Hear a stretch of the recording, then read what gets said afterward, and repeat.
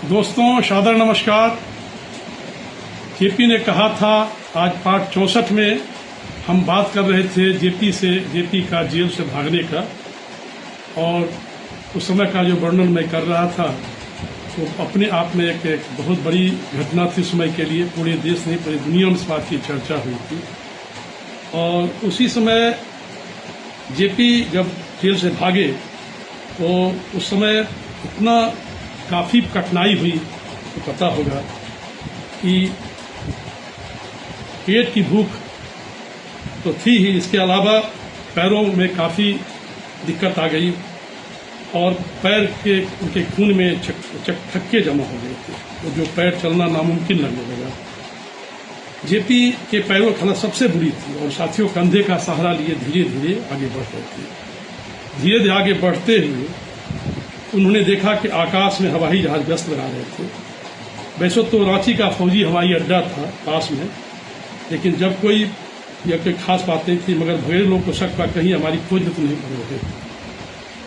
अब इन्हीं लोगों ने विचार कि हमें अलग अलग स्थान पर जाना चाहिए, मगर तब तक जेपी की हालत इतनी खराब हो चुकी थी कि उस मुसीबत में कोई साथी उनसे अलग होने को तैयार नहीं था। एक तो लहूलुहान हो रहे तलबे, ऊपर से साइटिका का तेज दर्द। तब शुक्ल जी और शालिग्राम ने एक दूसरे का हाथ पकड़ा और बीच में उन्हें बिठा लिया और हाँफते डगमगाते चल पड़े।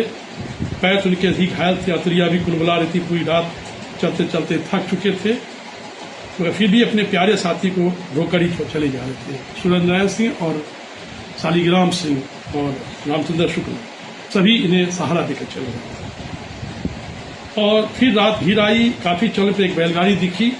इन्होंने गाड़ीवान से बड़ी मिन्नतें की, वो फिर उस पर चढ़कर फिर बाहर आए।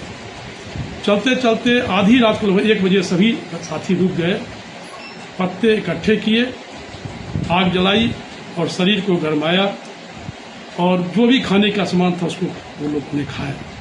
जेपी, रामनंदन जी और गुलाली को ही बैठाकर शुक्ल जी, सूरज और शालिग्राम दुबे जी के गांव की खोज निकल पड़े, जहां एक पहाड़ी नाला पार करने के पास दुबे जी एक जान पहचान के लोग उनसे मिले। वो खलिहान में ही बैठे थे और दुबे जी ने ही भर पेट सबको भोजन करवाया। शुक्ल जी, सूरज बाबू, शालिग्राम सिंह, उन लोगों ने जाकर वहाँ खाना खाया मित्रों।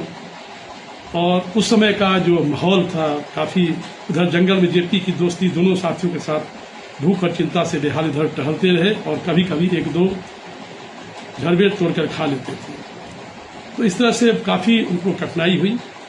और दुबे जी जो उनके मित्र थे उन्होंने उनकी खूब मदद की, अपने छोटे भाई को एक बैलगाड़ी के साथ उनकी सेवा में भेज दिया। बैलगाड़ी